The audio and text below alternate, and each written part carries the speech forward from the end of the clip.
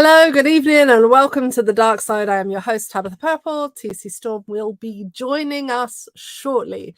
First of all, I would like to thank you for following us for 5 seasons. I think it's amazing that you're with us. We have always had at the heart of what we do a conversation that looks at the alternative side to your news, your media, gives you maybe things that you feel uncomfortable with, questions that you may not have wanted to ask. And that we would like to be a place of education, of research, of actually discussing these things openly and honestly and in full the fullness of who we are and in full humanity. We focus particularly and primarily upon subjects to do with anti-racism, anti-sexism, anti-capitalism, those sorts of areas of work that we're familiar with, but we do touch on disability, gender, and all of those sorts of things as well. So we welcome you to our show. We're really grateful that you join us. And today we are going to touch on a particular issue. And we are looking at it's International Women's Day coming up. So you've got a couple of days to get yourself together and get ready for International Women's Day. And so we're going to focus on an issue about gender and the health disparities that women experience within the health industry. I hope that you enjoy the conversation that we're about to have and that you learn how to look at things from a slightly different angle. Before we get there, I'm going to do our first news story. Now, have you seen that the UN have finally signed a High Seas Treaty? It's finally been signed. It took 36 hours of non-stop negotiation, as I understand. And it's there to protect 30% of the world's oceans. So to move those as to protected regions and to put more money into marine conservation.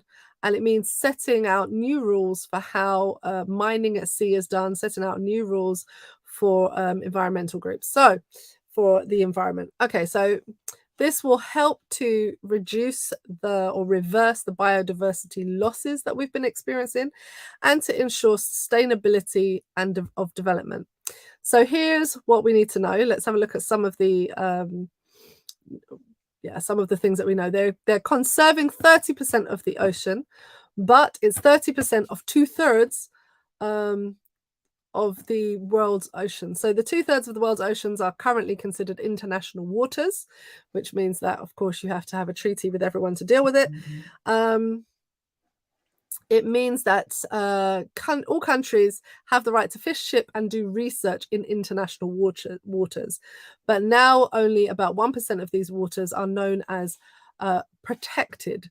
And so that's going from 1% to 30%, which is a huge, huge shift for the people. I'm curious. I have questions. I always have questions when you see this sort of information. So I always have questions as to exactly where are they regulating the water, because what I notice about when countries get together and they decide to protect things, they tend to protect things to the poorest people first to further restrict them, all the while they themselves have no limitations put on what they're doing. So I'm curious as to whether the waters are being protected around Western nations to make it more difficult for them to do things, or whether they're being protected in other places. So I'm just curious.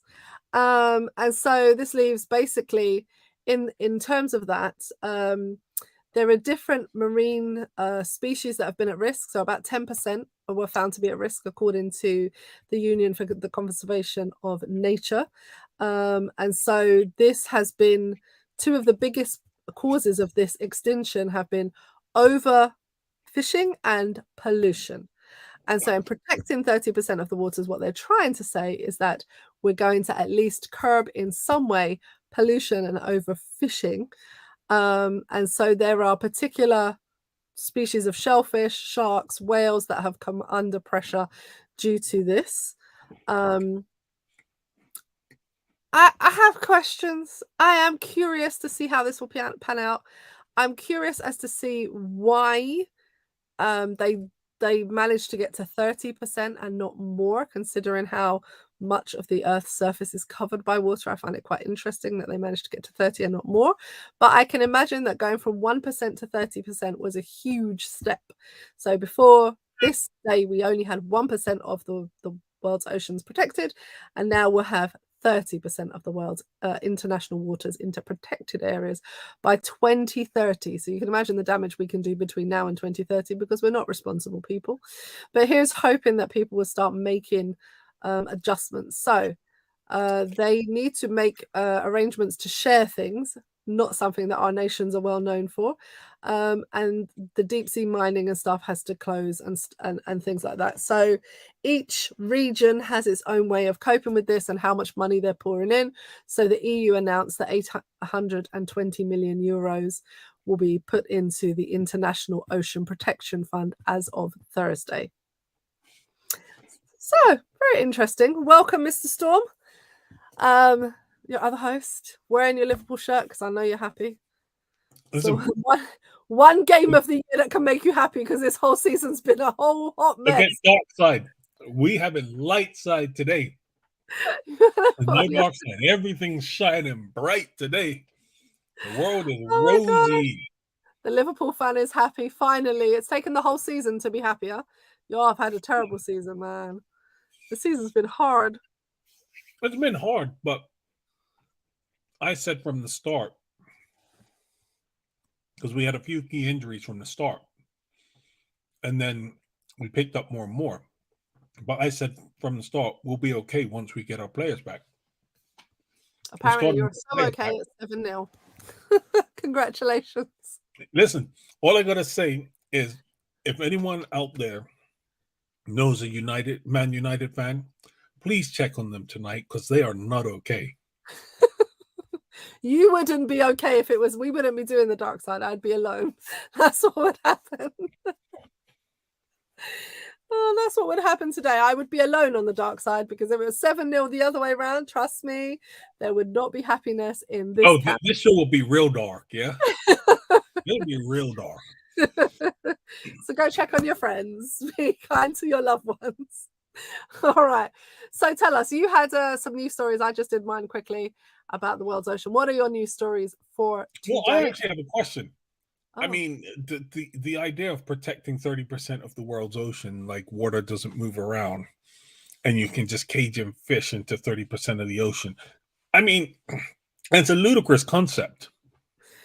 Right? Well, I think more so the water that's like fixed areas of water, like as in the water will constantly move forward, but you're not allowed to go into this bit and do mining and fishing. I think is more what they're saying. Like I don't think they're trying to restrict the movement of the creatures in the. No, my point is, right? No, but that's not the point. The point that I'm making is, okay, so take this nuclear meltdown that happened in Japan a few years ago. Okay. That radioactive water, the finding off the coast of the US. Yeah. So the concept of being able to protect 30% of the water when water moves around is a nonsensical concept. But my point being, you could say the water from the water that runs between France and Europe, that's protected water now. Done. All this argument about you lot going in and fishing and done. Nobody's allowed to fish in it.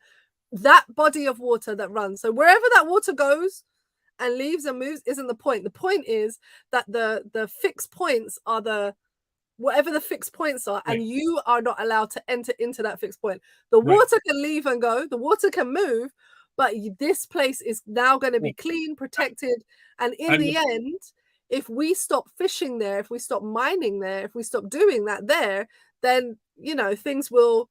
It's like the barrier reef. When people stopped picking things off the coral and whatever, it starts growing again. Like it will start to live and to live well. I think that's more the point that they're saying, no? And the point I'm making is the fact that you say we're going to do this to 30% of the water shows that you know what the problem is.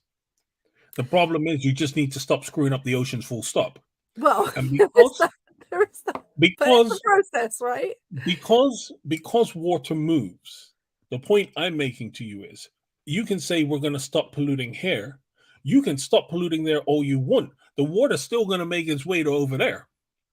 Yes, right? But my point is rather they're going from 1% of places having protected water to 30%.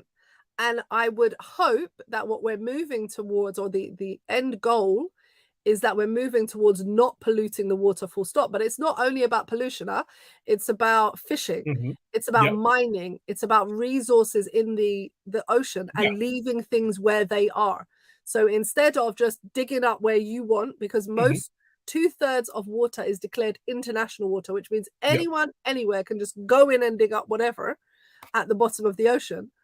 What you're saying is you can't do that anymore. 30% of it, you can't do that. You can't just dig up and carry on how you want to carry on. So there's a pollution aspect to it, which I think I agree. I hear your point. We just need to stop throwing things into the ocean. Absolutely. We need to work out a way to deal with excess and waste and be more responsible. 100% agree with you.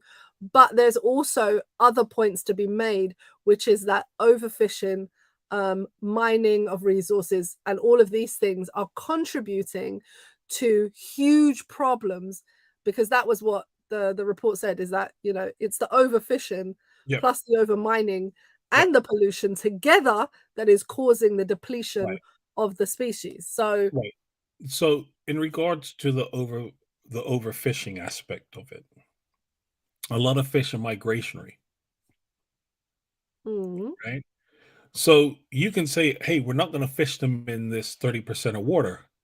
What happens when they get 2 centimeters outside of that protected area? But again, I think this was what I had a question for.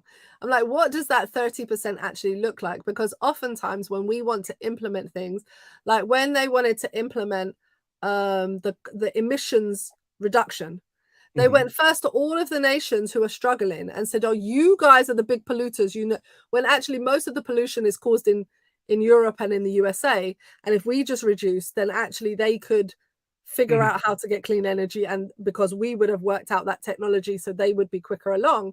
But instead we penalize those who are poorest.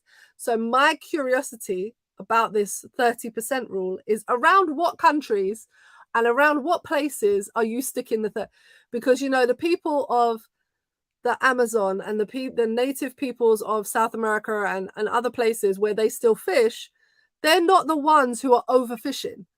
The overfishing is coming from Western countries. So where's this water that you're protecting? Like, if you're going to tell me you're protecting the water between the UK and let's say the English Channel. Let's say the English Channel. I'm like, okay, let's see you do it. I want to see you protect that water, because you know what? All that arguing that the French fishermen and the cockles and the English fishermen been doing, fighting backwards and forwards, done, klar, finished. Y'all are, and now you can leave the water. Let's see how quickly that water cleans up. But is that the water you're going to target? I bet you it's not. Of course not. I bet you it's not. Bet you that's not the water you're targeting. I bet it's going to be someplace in Barbados, in a beautiful island, and they're not your overfishers, but you're going to protect all the water around there. So those people will struggle to make money or to make ends meet. But you who have plenty in your area of the world, oh, well, you know. And if I recall correctly, I believe the English Channel is one of the busiest straits of water in the world. Right?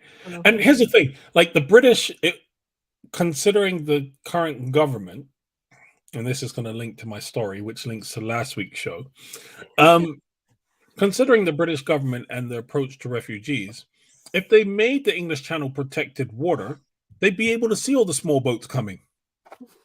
You'd see how big that invasion really was, right? Not at all. Right? You'd see one lone boat out in the middle of the channel, right? Which is probably why the Tory government doesn't want to do this. Because if you get rid of the boats and all you see is that one little dinghy, well, then where's your invasion? The invasion ain't coming. That's why. Right? Nobody ain't trying to be here. You know? Trying to get here. Listen, it's a joke. But it ties into last week's show and the story that I want to mention, and that is that this week Rishi Sunak has announced that he wants to make it illegal for people to claim asylum who come via small boats. What's wrong with these people? Right. So, how is that helping your problem?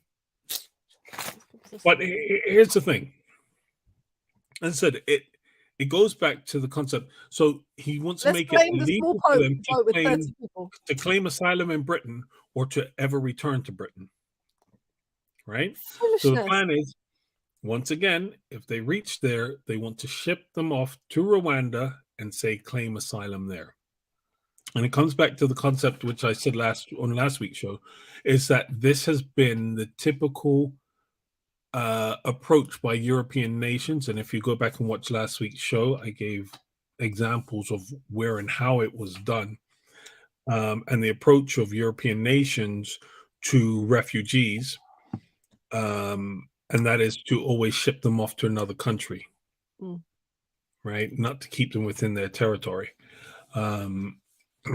Spoke about how they did it with people from different nationalities, and also how the state of Israel actually came about due to the xenophobia and racism within European nations who didn't want the Jewish refugees within their lands and territories. So they said, well, we'll give you a land in which you can go to, and you're away from us. And then under the guise of, we want you to feel safe and have a home and always feel welcome there, not here, but there. There's all kinds of implied conversations in that, but there is a real xenophobic attitude in creating a land far, far away from you, in which those people can live, to be free and to be safe, because we don't want you to feel in any way threatened by us. Yeah, and so and one of the things that really gets to me is that people think NIMBYism is a new thing. Think what now? NIMBYism. What is not NIMBYism? in my backyard? Right? This is something that That's has like been a thing? Yeah. NIMBYism. I've never heard that before. Okay, well, Not it's in my a new backyard. phrase. Okay. It's a new phrase to add to your vocabulary then.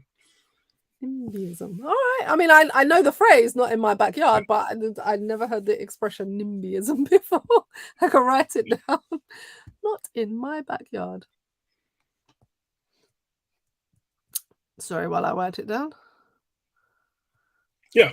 So that was my story. I just think, look, listen, I know you should try to speak well of people, but I have nothing good to say about the current British government. Does anybody have anything good to say about the current British government? Listen, who are those people? And they're not nurses, they're not doctors, they're not train drivers, they're not postal workers, they're not energy work, they're not anybody. Like, everybody's on strike. Who has something good to say about this government? Well, you've mentioned the strike, so you just give me free rein to bring in another story then.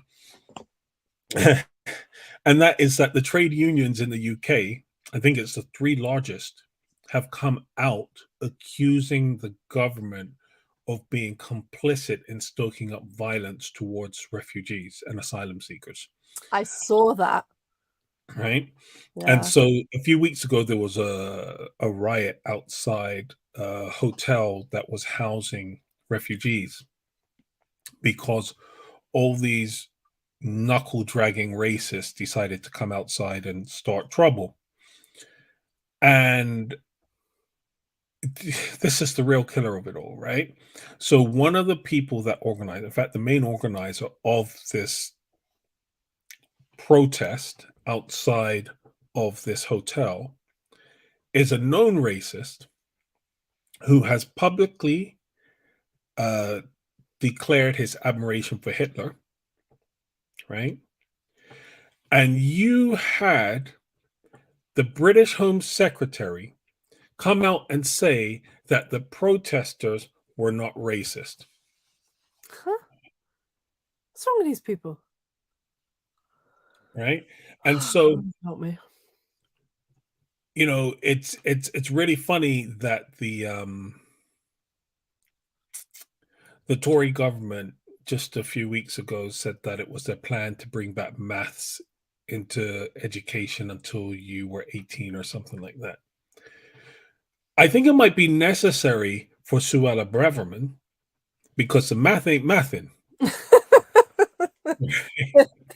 they might need to bring back comprehension, huh? Comprehension is not working. So when you said that, I was like, but children get math until they're 16. What are you saying right now? They're going to give them 2 extra years of math? Okay, so what's the point? You're talking about higher maths, because you do it all the way through to GCSE. So you're talking about actually quite. I don't know if she'd pass basic math. The math ain't mathing. The math ain't mathing, people. The math ain't mathing. Oh my gosh, hilarious, hilarious. Oh, I've forgotten to do something. Let me try and get onto it now very quickly. Oh my gosh, hilarious. So yeah. Anyway, you can start today's subject. I can start today's subject. Okay, good. I'm really glad we can get on with it. All right. So today, as I said in the introduction, we are touching in on women's health disparities because it's International Women's Day coming up. And so I prevailed upon the storm if we could do something related to women. And so one of the things that I wanted to look at was disparities in health, I guess for kind of selfish reasons as a woman. Go on. You look like you want to say I something. was just gonna say I'm always happy to do things with women. So go ahead.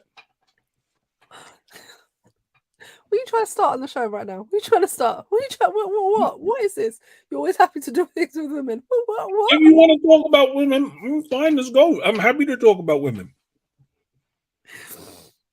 All right. Anyway, so I thought partly this is a selfish venture. I will pull my hands up to it, okay, and say, as a woman, I experience health disparities. My husband and I have some of the very similar health complaints. When he goes into the doctor, he gets one response. When I go into the doctor, I'm told it'll be okay. You'll be The fine. doctor's scared of me. Well, but listen, I just have a totally different experience. So, so there's partly, it's like there is a kind of a realization on my part. The experience that I have as a woman of the medical profession is actually one that's really colored because of my gender. And I didn't realize how great until I started to get older and the health complaints maybe got slightly more complicated. And then came the real realization that, hang on, I'm really experiencing the health services very differently to my male counterparts. They're not experiencing health services the way that I am. I am very frustrated, but they are not. So that's why we're doing the subject. Anyway, International Women's Day and Tabitha's frustrations. You'll all bear with me. So let's have a look at what health disparities are. Health disparities are preventable circumstances relating to individual health status based on social factors such as income, ethnicity, education, age, and gender. These factors can result in circumstances such as lack of access to proper healthcare resources, including insurance, of course, in those countries where it's relevant, decreased life expectancy rates, and these things can go on like mortality, life expectancy, burden of disease, mental health, uninsured and underinsurance, lack of access to care. And so these are some of the things that we would call health disparities. When we're quantifying how we look at the disparity of the treatment or the care that, and in this case, we're going to look at women get, then this is something. So lots and lots of studies here. So give me some time to breathe through them as I do this. So if we looked at something like mortality, and this one is a study done on Black and white people, Black adults, and this is in the USA, the gap of mortality is actually quite large. The gap has actually widened between Black and white people living in rural areas during the same period. It's widened quite a lot, and the gap in urban areas has narrowed a little bit. So the National Cancer Institute highlights that basically less educated people from any race will die sooner, but Black people's mortality actually is still a few years younger than those of the rest of the population. And so that's just one aspect. Burden of disease. So the causes of diseases such as asthma and diabetes. So there was a study done in the USA which said that included that there are systematic inequalities in race that mean that people from Black and Hispanic populations are more likely to have asthma in the US than any other group. which I was like, hold on, wait, what? And they think it's not actually due to any while they think maybe there's some genetic contribution. Actually, what the most evidence points to is that it is actually social and structural determinants that are giving higher asthma rates in the USA to Black and Hispanic. They use the word Hispanic, so don't shoot the messenger. People in the USA. I was like, how can you have more asthma, like structural? So things like you live in highly polluted areas, you live in places where they dump pollution. All of that will contribute to children being born. Don't worry, they're protecting 30% of the water. Next, it'll be 30% of the air. Anyway, sorry, carry on. Oh, lordy, lordy. Okay. There are things, let's have a look. Here's another one. So with mental health issues, the disparity in services, this one is particularly disturbing. Childhood trauma and unaddressed behavioral issues contributes to disparities between genders of 25% of women who have been diagnosed with a mental illness versus 16.3% of men within the juvenile system.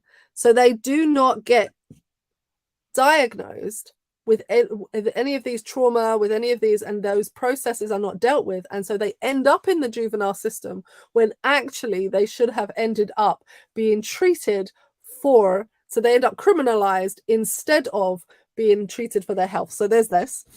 Let me go on and have a look at some other things that we've got. Right, so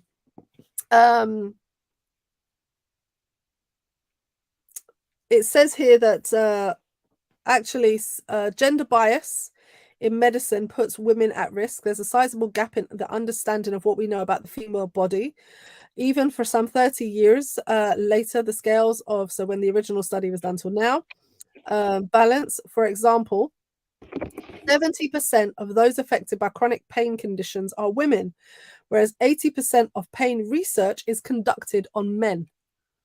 So women are the ones experiencing the chronic pain issues, but all the research is being done basically on men, which is crazy. I found that just insane because my chronic pain is not managed at all by any providers. No one takes it seriously.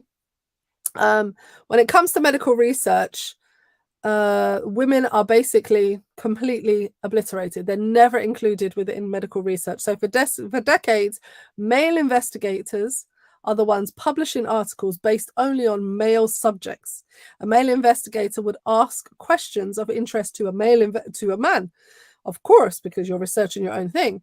So in the 1940s and 50s, where a lot of these things were then coming into the forefront, that women were asking for things, when male researchers were looking to actually where women were asking to look into issues that they were experiencing, what was happening is they were blaming the women. So hormonal issues are blamed, claiming that females were more difficult to study because of menstruation and therefore should be left out of research altogether.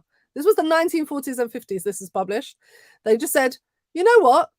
Women are hormonal, so we can't research on you. I'm sorry. We don't know what's happening with your menstruation, so we're just not going to study you at all. 50% of the population. What? That was so long ago. Get over it.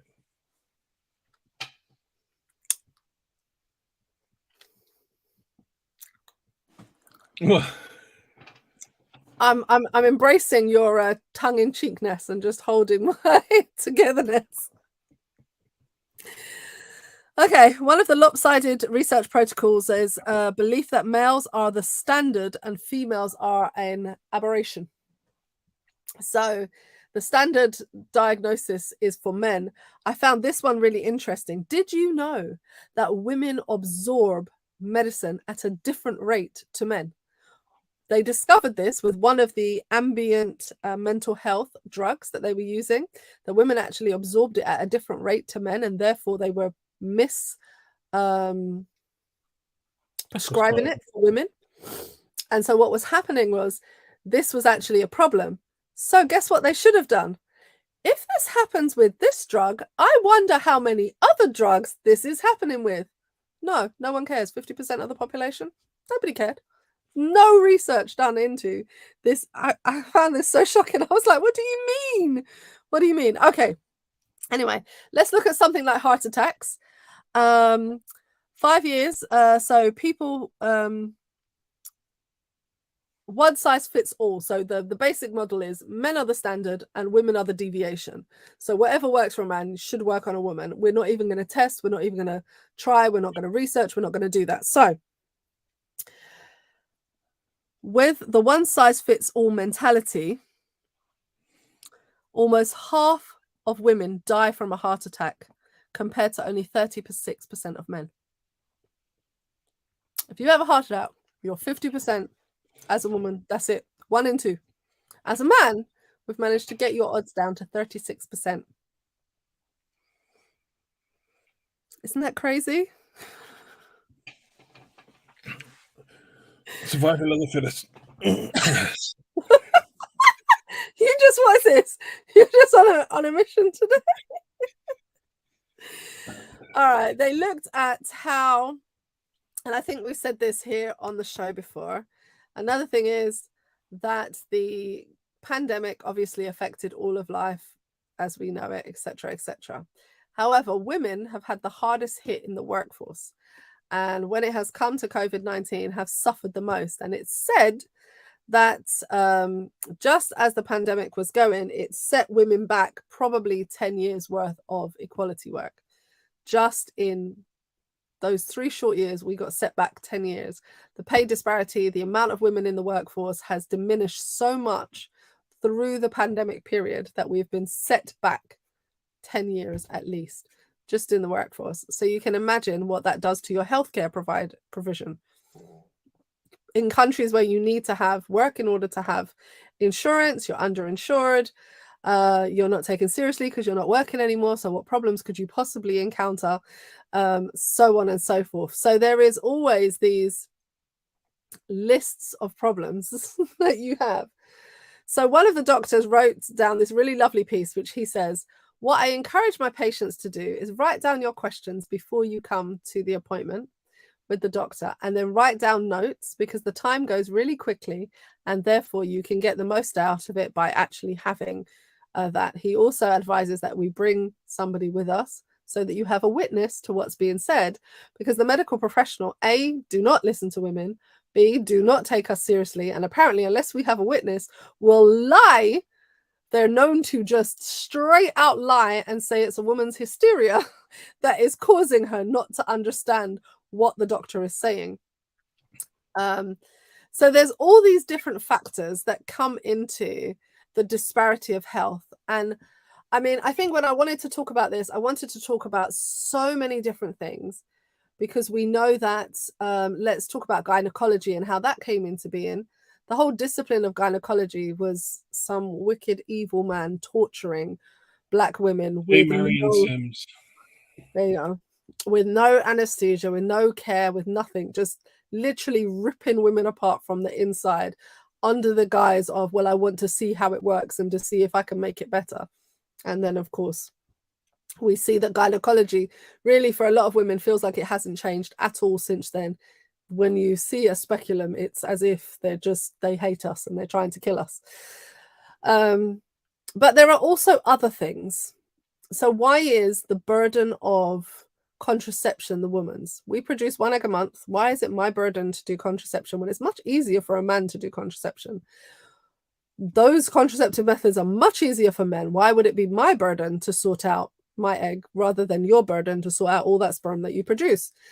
And the idea that actually the list of side effects that we have for hormonal contraception particularly, but all contraception, oh, you look ready to come in and cuss me out. No, not at all. What?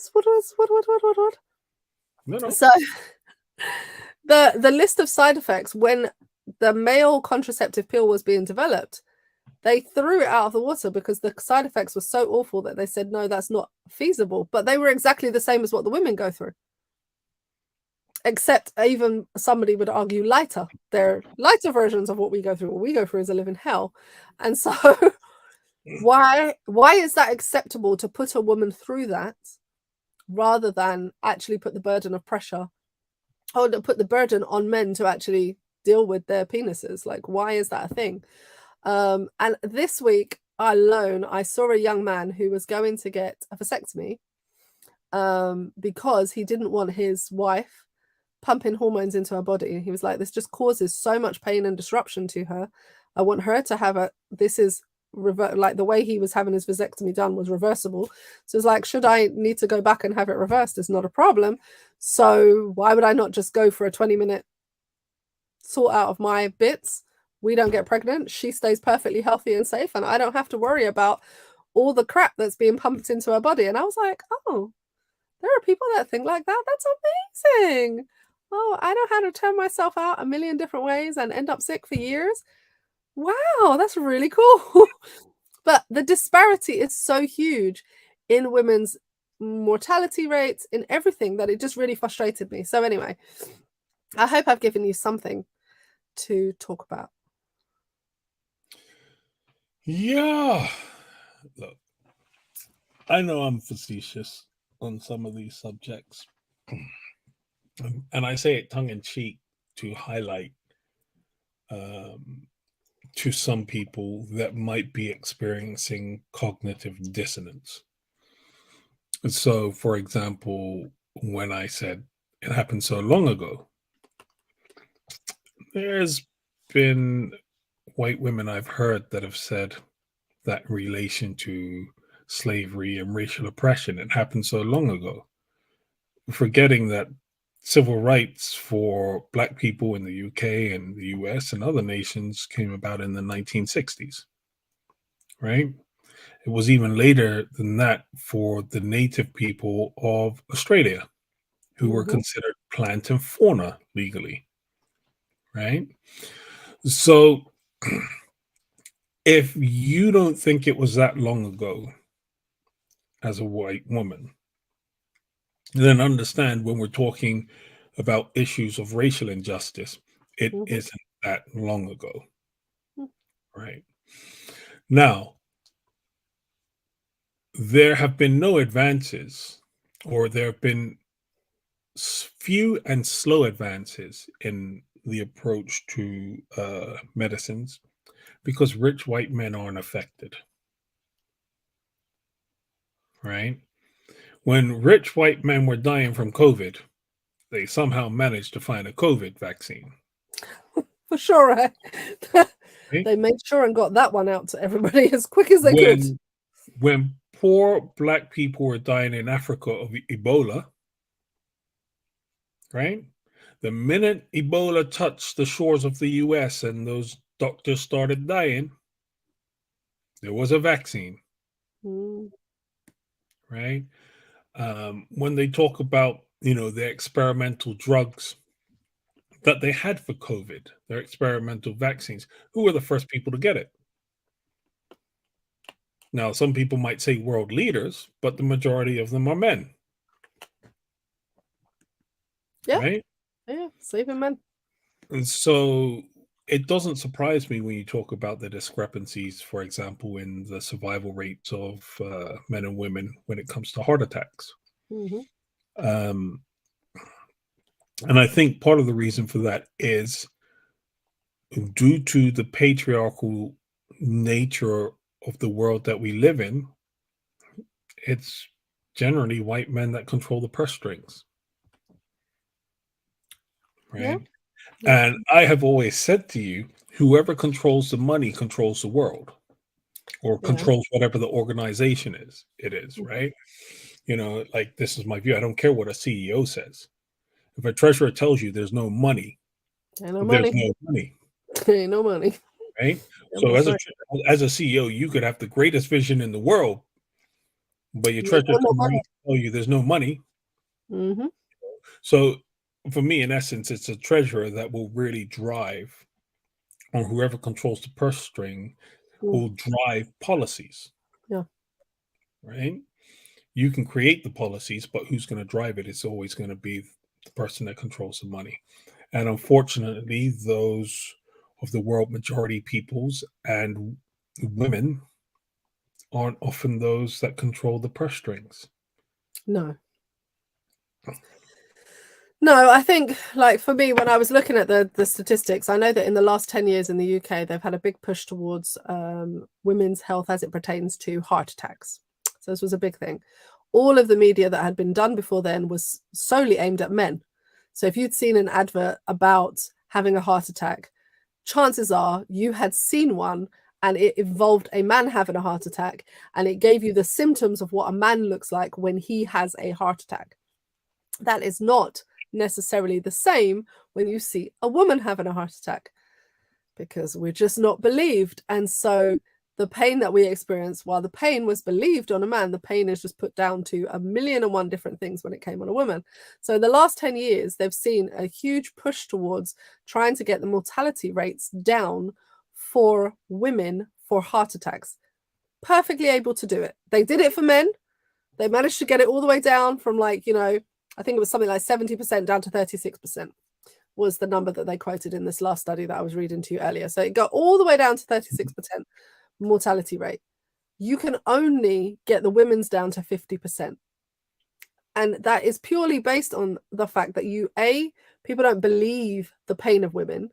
B, up until only recently, we were basically ignoring the fact that women had heart attacks. So a woman would go into A&E with all of the classic symptoms of heart attack, and they would say, "Oh, is it stress? Oh, I'm sure it's fine. Go home." And literally, you know, women are dying outside of hospitals because they're not believing that they're actually experiencing something. The majority of heart surgeries that were done for bypasses were done on men, were never done on women. They just didn't have the same rates of checking women's hearts, full stop, period, and actually doing the surgeries to do corrective issues. So you have all of these things compounding, which then means that those mortality rates are still really high for women, which is perfectly preventable. If you listen to a woman, it is perfectly preventable, but just not hearing that. So I think in terms of those sorts of things, which are, you know, you or I could have a heart attack. There's no that we both have a heart. It can give out on either one of us. It's not different. It can happen. But the fact is that when you looked at media representations of heart attacks, you never saw a woman before 10 years ago, ever. Never saw a woman having a heart attack. It was like unheard of. Women don't have heart attacks. That's literally what people were saying, because it's a male disease. Women have hearts too, believe it or not. Yeah. Look. Also, things like cancer, restricting women's cancer to pink cancer, which is breast cancer. And then, of course, she doesn't have any other kinds of cancer. That's not possible. All of her cancer is up to that. Yeah, I think there's a real danger in the way that breast cancer is approached. As you say, because what it does is it tends to focus on women having breast cancer, and to the exclusion often of other types of cancer. And to the exclusion of men who have breast cancer, to be said as well. That's what I was just about to say. But yeah, what it does then is that there is a real dearth of conversation regarding men and breast cancer. And I think it's in every men, it's a small number, but men make up 1% of all breast cancer cases. You know, or diagnosed breast cancer cases. I would probably suspect the number might be a little higher than that, because it, just as heart attacks are ignored in women, breast cancer is going to be ignored in men most likely. Yeah. So I would say it's more likely. I mean, to be honest, I'm not surprised that women have such high numbers of heart attacks, and there might not be much that you can do to bring the number down, because I'm like, if you have to spend all day looking after them rugrats, listen, your blood pressure can be through the roof. Well, the burden that women bear, I think, is also, you know, they talk about the difference between women and men in decision making. So isn't it something like women make twice as many decisions as men in any given day? And that is purely based on the fact that the burden of housekeeping and children often falls to women. And so while he's helping out, you have to make a decision about what he's helping you with. But so you he's see, not taking any responsibility. No, but you see, this is where it becomes quality over quantity, right? Because a man makes a smart decision in choosing the woman to make the decisions. So we only have to make one smart decision. It's like this man don't know who he's married to, you know. So, what's this man saying right now? No, before we get off of subject, let's stick to the subject. The reason I brought it up in the way I did is actually to speak about the societal impact, and the societal influences on things. And you've spoken about the physical health, but actually mental health is actually a massive part, and that there are discrepancies within mental health. Yeah. Right. So in terms of diagnosis for schizophrenia and major things like that, they're pretty much on par, right? But when it comes to things like depression, I think women are something like 20 times more likely to be diagnosed with depression than a man. And I have questions over that. Me too. But they are less likely to be diagnosed with things like alcohol dependence and alcoholism. Right? So a man's more likely to be diagnosed with as being an alcoholic when actually it could be a depression. And a woman's less likely to be diagnosed with being alcoholic. She gets depression. Depression.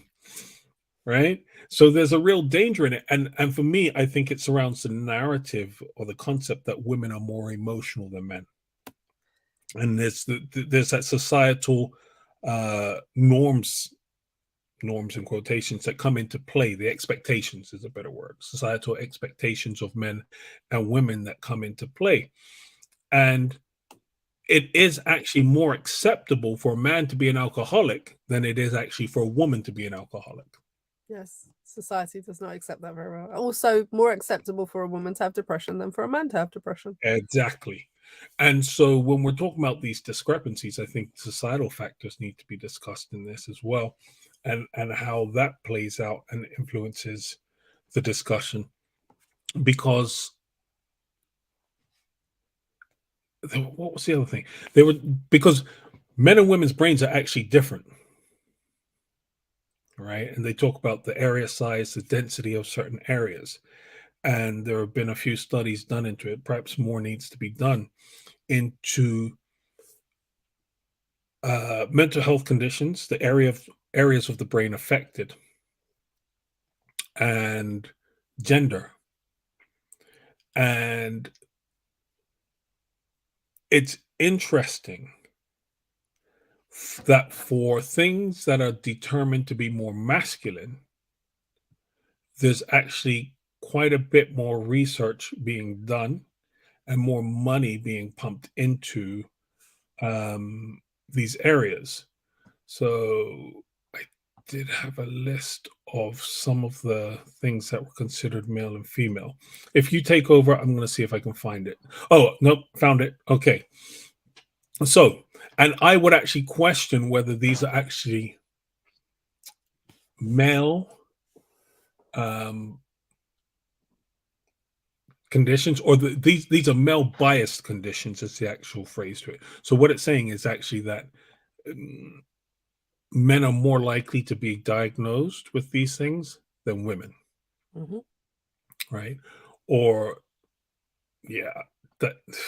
anyway, but the things that they list are autism. Where is it? Because they never looked at girls. They just never. It's not even that girls don't have autism at the same rate. It's just you never looked. You Absolutely. never ever studied a girl in your life.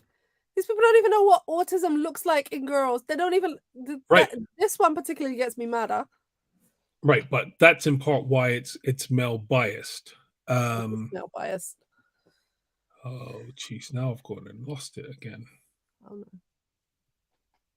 Shall I just rant some more about why I'm annoyed about the autism thing and why the misdiagnosis of autism is an issue? Because if a boy goes in and a girl goes in, it's I think with the same situation, a little boy, little girl go in. I think a boy is like 5 times more likely to get diagnosed with autism than a girl. Mm-hmm.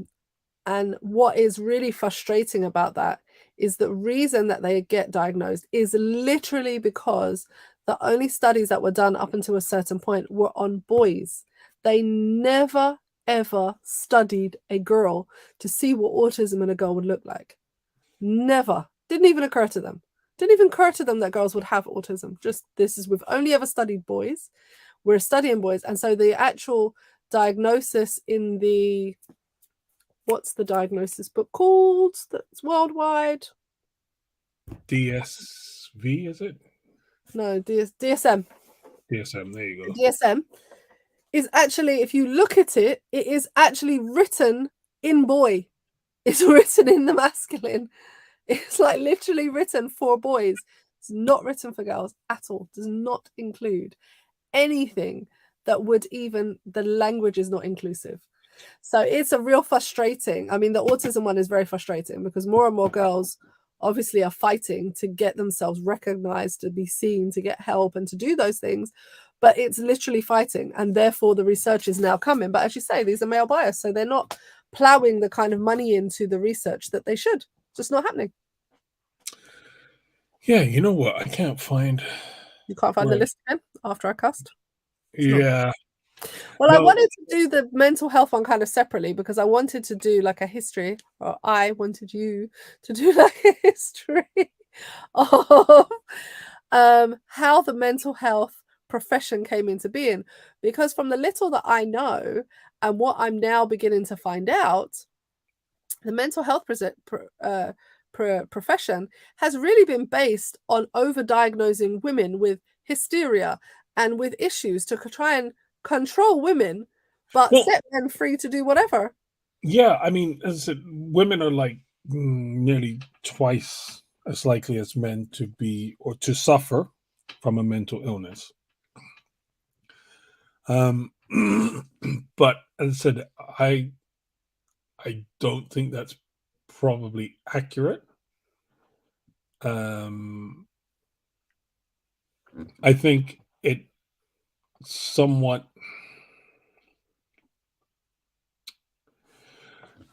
society encourages women to speak about how they feel.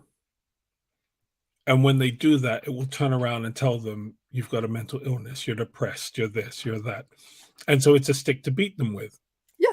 Because you don't encourage men to speak about their feelings, typically, when you see that they're mentally unwell, is when they kill themselves or someone else. And that's a real disparity then, because you look at the discrepancy and there is such the suicide rate, the gap between women and men is shockingly high. Like men are so much more likely to commit suicide than women. It's like, what? How is this such a massive gap when we are supposedly the ones with all the mental health issues? How are you the ones that are committing suicide? Like, what's happening here? Right. But have you noticed actually that there's been a big push to encourage men to talk about their emotions more?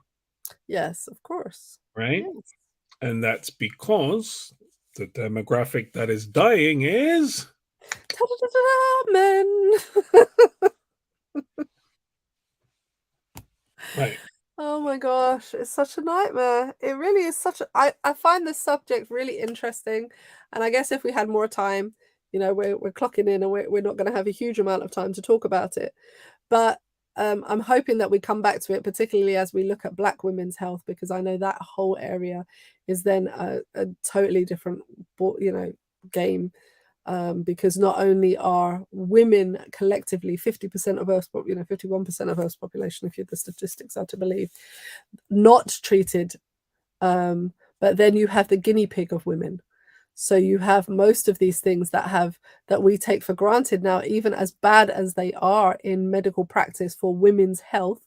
So things that are specific to women have been practiced on, and Black women have been abused in order to have these simple things that are just really not that great for women's health. And so I hope that we come back to the subject. We won't get to all of it today, but at least I think if I could say anything to people watching, is believe the women, huh?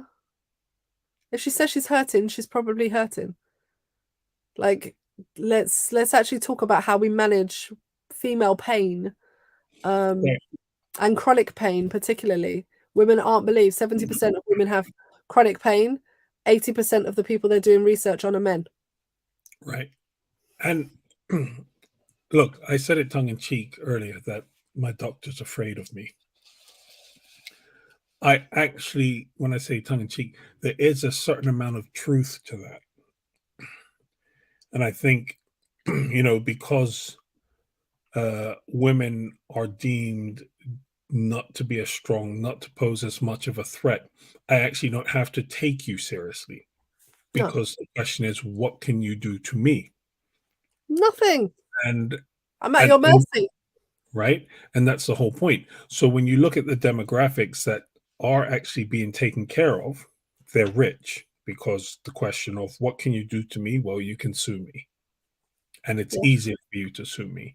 If you complain to my superiors or to a governing body, a certifying body, you're more likely to be taken seriously because of your wealth and position in society. Yep. And as I said, the other thing is, do you pose an immediate physical threat to me? Because if so, then I have to placate you and get you out my door. Unfortunately, we have one of the conditions that was mentioned, the discrepancies was to do with behavioral conditioning in men, and being more prone to it, or there was a bias towards men within it. And there is a lot more acceptance of society for violence from men. And so when we're looking at these things, when you sit across the table from a man, and especially as a woman, you are aware of the potential for violence. There's a perceived potential.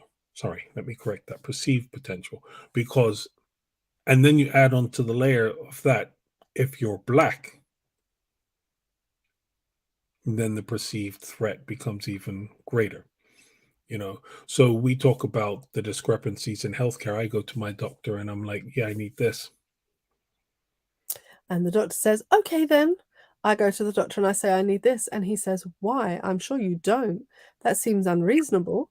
Oh, I think you're just a bit stressed. Do we need to send you to the doctor, to the psychologist to talk about your mental health? That's what I get. Right. So I get referred straight to mental health services. Now, you get like, oh, you're in pain? Oh my goodness, that's so terrible. I get opioids. Look, straight out the bat, they'll give me opioids. I get paracetamol and sent to psychiatrist, psychologist to make sure that I'm doing okay, because she must be very stressed if she was asking for severe pain medication. Or I'm in pain, or it hurts. Like, what? Yeah, no, it isn't. So here's an interesting thing to kind of round up the conversation on, just to allow, I think, maybe our male viewers and listeners an idea of what we're talking about when we talk about disparity. Most of medical knowledge, we know, is based on research, right? You have to look at things in order to then learn about it, and then you work out how to fix it. That's how the thing goes. It wasn't until the 1980s in the USA that women were allowed to participate in clinical studies. 1980s. When do you think it became mandatory for them to have women actually in all of the studies? Considering that the US has never had a female president, I'm going to ask, is it? Yeah, in 1993. It has only been made mandatory in the US as of 1993 from the National Institute of Health guidelines to have women in the studies. Now, bear in mind that in many things, USA is not one of the leaders, but in medical research, it's actually one of the world leaders. They do pour money into this, again, because of course they do, because they're milking their population. You can So pour this is money one of the into world it. leaders, but that just goes to show you how much of the rest of the world this would not even have come into either. So you talk about a country which has a huge disparity anyway, has huge problems, but is a world leader when it comes to medical research, but has only in 1993 made it mandatory that women are included in research. Listen, the reality is they actually don't care, right? No, They don't have to no. care because all their money has no gender. And as long as they're making money, they don't care. It's not in their best interest to make women well. Let's put it like that. They can keep us on drugs. And not the ones that we actually need to make us well. Ugh, anyway, my frustrations. So I think, I guess what I'm saying, if I try to round up my very all over the place conversation in terms of the different areas and aspects, if we're only being included as mandatory into the normal bodily functions, your heart, your liver, your kidneys, if we're only now in 1993, so that's what, like 30 years? They're only in the last 30 years started including women in the research. And that doesn't even mean that, of course, you're getting beyond one woman. It's just mandatory to have a woman. It may just be one. If we're only just being included, is it any wonder that the women's health isn't taken seriously by those who are within that profession? Because the studies have thus far shown that if you give women drugs, we take them in a different rate. We don't absorb them at the same rate as men. It doesn't happen that way. So there's misprescribing of medication. We don't have the same physiological issues as it pertains to, we have a uterus, all of our stuff's on the inside, your stuff's on the outside. But no, those disciplines were run predominantly by men without wombs, who really went poking around and did not care about who they were doing that on. So if you have an entire industry that has been based on men, about men, and for men, and 50% of the population need access to help with their physical health, is it any wonder that there are really large disparities between men and women as it pertains to these things? So, I'm sorry, I found that list. And no, the reason why I say that is I've rounded up. So you do you now, boo. You do you. Right. No, I just want to read the list because I think you'll find it funny. Right. So examples of examples of male bias conditions include autism, attention deficit or hyperactivity disorder, conduct disorder, specific language impairment, Tourette syndrome, dyslexia.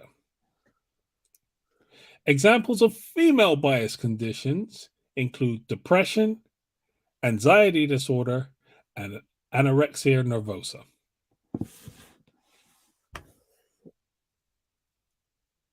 Okay, so if this is what we're working with, people, we have a problem.